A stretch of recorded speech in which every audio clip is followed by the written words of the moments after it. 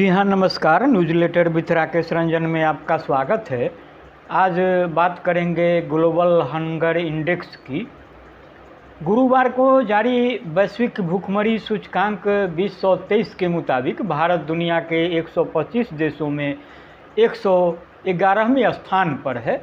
भारत का स्कोर 28.7% है, जो इसे ऐसी कैटेगरी में लाता है जहां भूख और भूखमरी की स्थिति अति गंभीर और चिंताजनक है।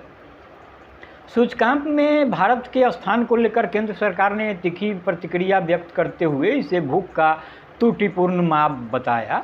सरकार ने कहा कि यह देश की सही स्थिति को प्रतिबिंबित करते हुए गलत छवि को प्रस्तुत करती है। GHI पर तीखी प्रतिक्रिया व्यक्त करते हुए महिला एवं बाल विकास मंत्रालय ने कहा कि सूचकांक गंभीर कार्यप्रणाली मुद्दों से ग्रसित है। सूचकांक की गणना के लिए प्रयोग किए गए 4 में से 3 संकेतकों का प्रयोग बच्चों के स्वास्थ्य संबंधी सूचकांक के लिए होता है और यह पूरी आबादी का प्रतिनिधित्व नहीं कर सकते हैं। चौथा और सबसे महत्वपूर्ण संकेतक कुपोषित जनसंख्या का अनुपात महज 3000 लोगों पर किए गए सर्वेक्षण पर आधारित है। सरकार की प्रतिक्रिया के उलट विपक्षी दलों की प्रतिक्रिया है। यह अस्वाभाविक भी नहीं है। जैसा कि कहा गया है, 2013 के ग्लोबल हंगर इंडेक्स में भारत 63वें स्थान पर था। बीजेपी सरकार की गरीब विरोधी नीतियों के चलते भारत भूखमरी सूचकांक में 10 वर्षों में 63वें स्थान से फिसलकर 111वें स्थान पर आ गया है। अब केंद्र की मोदी सरकार आदतन रिपोर्ट और सूचकांक को समझने एवं स्वीकार कर नीतियों में सुधार करने की बजाय इसे झूठा और त्रुटिपूर्ण बता रही है। बहरहाल पक्ष विपक्ष की बातों से हटकर तथ्य से सत्य की तलाश की ओर चलते हैं। 1 साल पहले समकालीन चिंतन के संपादक डॉक्टर राम कविंद्र ने धर्म और जाति के धुंध में वर्ग संघर्ष सहायक शीर्षक से एक पोस्ट लिखा था। पोस्ट 1 साल पुराना जरूर है, लेकिन प्रासंगिकता बनी है। आप इसे सुनिए और गुने। डॉक्टर साहब ने लिखा था, देश में आर्थिक संकट का एक भयावह दौर दस्तक दे रहा है, जिसके विश्वव्यापी होने की संभावना जताई जा रही है और सत्ता की बागडोर थामे भाजपा RSS की जोड़ी लफाजी का सहारा लेकर चुनाव दर चुनाव अपनी जीत सुनिश्चित करने का सपना देख रही है।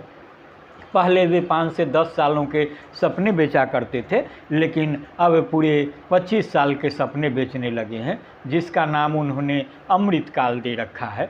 सवाल यहीं से शुरू होता है, किसे अमृतकाल का अमृत कलश मिलेगा और किसे विष का प्याला। तो डॉक्टर साहब बताते हैं कि इस उलझन को सुलझाने का सरल उपाय है। पिछले 8 सालों के इनके वादों, इनकी घोषणाओं और उन सब के नतीजों पर नज़र डाल लीजिए, तस्वीर साफ हो जाएगी। इसी अवधि में प्रधानमंत्री जी के मित्र पूंजीपति अडानी एशिया के सबसे बड़े अमीर बन गए। पूंजीपतियों के लगभग 10 लाख करोड़ के कर्ज बट्टा खाते में डाल दिए गए और भगोड़े पूंजीपतियों के कारण देश की अरबों की संपत्ति डूब गई। दूसरी ओर मजदूरों की मजदूरी अपेक्षाकृत घटी, उनके ट्रेड यूनियन अधिकार घटे, किसानों की हालत खराब हुई, महंगाई और बेरोजगारी बढ़ी और जनता के बीच गरीबी भूखमरी बढ़ी। इन सब के बावजूद इस अंतर्विरोधी तस्वीर की मुकम्मल राजनीतिक समझ हासिल करना इतना आसान नहीं है। इसके लिए तथ्य से सत्य की तलाश की कला में महारत हासिल करनी होगी। यह काम इसलिए कठिन हो जाता है कि तथ्य पर पर्दा डालने के लिए सैकड़ों हजारों पूंजीवादी अर्थशास्त्रियों, समाज विज्ञानियों, राजनेताओं व RSS कार्यकर्ताओं की विशाल फौज काम कर रही है। जनता को गुमराह करने के लिए भाजपा और संघ के अन्य संगठनों के पास 2 हथकंडे हमेशा तैयार रहते हैं। पहला कि भाजपा के अतीत के वादों और घोषणाओं को चर्चा से बाहर कर दो और इतना दूरगामी लक्ष्य रखो जो कुछ एक पीढ़ियों के बाद हासिल हो सकती हों या नहीं भी। और दूसरा कि रोजी रोटी जैसी लोगों की बुनियादी आर्थिक ज़रूरतों और व्यवस्था के आर्थिक संकट को जाति और धर्म के विवाद के धुंध में ओझल कर दो।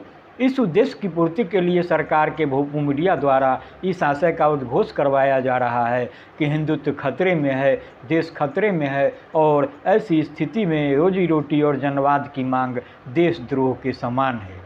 हमारे देश में कट्टर हिंदुत्व के वर्तमान दौर में राजसत्ता और संघ परिवार के संयुक्त निशाने पर 3 दुश्मन हैं: अल्पसंख्यक, खासकर मुस्लिम और ईसाई, दलित और कम्युनिस्ट। इन सब के खिलाफ दुष्प्रचार जारी है और जाहिर है इनमें सबसे बड़े और सबसे खतरनाक दुश्मन कम्युनिस्ट ही हैं।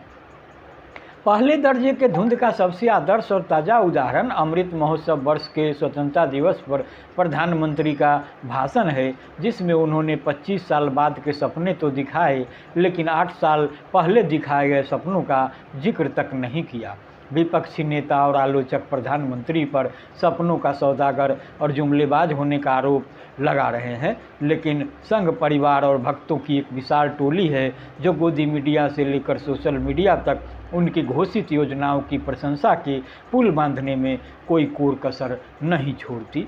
झूठ के इस घन अंधकार में सत्य थोड़ी देर के लिए गुम हो जाता है और मानव इतिहास का यह थोड़ी देर एक मनुष्य के सक्रिय जीवन के बराबर या कभी कभी उससे ज़्यादा भी हो सकता है। यही बात अमृतकाल के 25 वर्ष के बारे में कही जा सकती है, जब आज की घोषणाओं के खोखलेपन पर जवाब देने के लिए प्रधानमंत्री जी रह भी पाएंगे या नहीं। उस समय उनकी खूबियों और खामियों का अंतिम फैसला तो समाजशास्त्री और इतिहासकार करेंगे। अब धुंध के दूसरे तरीके को देखा जाए। फिलहाल दुनिया और देश के जनपक्षीय अर्थशास्त्री देश के आर्थिक संकट के खतरे पर चिंता व्यक्त कर रहे हैं, तो संघ परिवार के जन विरोधी देशद्रोही तत्व हिंदुत्व पर खतरा का शोर मचाए जा रहे हैं। लव जिहाद, जनसंख्या जिहाद, यूपीएससी जिहाद आदि पर हंगामा का दृश्य जग जाहिर है। फिलहाल गुजरात के डांडिया में मुस्लिम युवकों के प्रवेश और उनकी पिटाई का मामला सर्वाधिक चर्चा में है। इसमें गोदी मीडिया की अग्रणी भूमिका भी जग जाहिर है।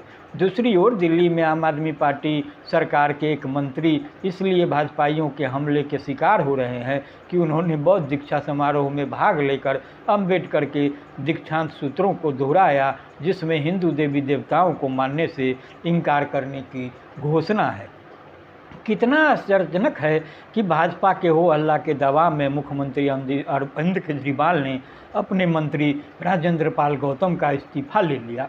अपने इस आचरण से उन्होंने एक बार फिर साबित कर दिया कि वे आरएसएस की बी टीम बन चुके हैं। जाहिर है कि अम्बेडकर ने भी हिंदू देवी देवताओं को मानने से इनकार किया था, नहीं तो वे हिंदू धर्म छोड़ते ही क्यों। कितना घटिया विरोधाभास है कि हिंदू देवी देवताओं के खिलाफ बोलने और लिखने वाले अम्बेडकर भाजपाइयों के आदर्श पुरुष हैं और वैसा ही आचरण करने वाले मंत्री गौतम घृणा पुरुष बन गए हैं। इस विरोधाभास का कारण बिल्कुल साफ है। अम्बेडकर का नाम जपने से दलित वोट मिलेगा और आम आदमी पार्टी के इस अम्बेडकरवादी मंत्री को फजीहत करने से गुजरात विधानसभा चुनाव में ध्रुवीकरण से वोट बढ़ेगा। मामला न देश का है, न ही धर्म या भगवान का, मामला सिर्फ कुर्सी का है। राष्ट्रवाद, धर्म और भगवान जैसे आकर्षक नारे सिर्फ कुर्सी हथियाने के औजार भर हैं। अंत में हम यह कहना चाहते हैं कि कुर्सी यानी सत्ता का कब्जा के खेल में पूंजी, जाति, धर्म और वर्ग के अंतः संबंध को जब आप केंद्र में रखकर विश्लेषण की कला हासिल कर लेंगे तो धीरे धीरे तथ्य से धुंध को हटाकर तथ्य से सत्य की तलाश की कला में भी महारत हासिल होगी। तो आज इतना ही, यह रही पहली कड़ी। कल मैं दूसरी कड़ी के साथ आपके साथ हाजिर होऊंगा। तो मेरा आग्रह होगा कि आप इस चैनल को लाइक और सब्सक्राइब ज़रूर करें। हाँ, देखने के बाद शेयर भी करें और अपना कमेंट भी दें।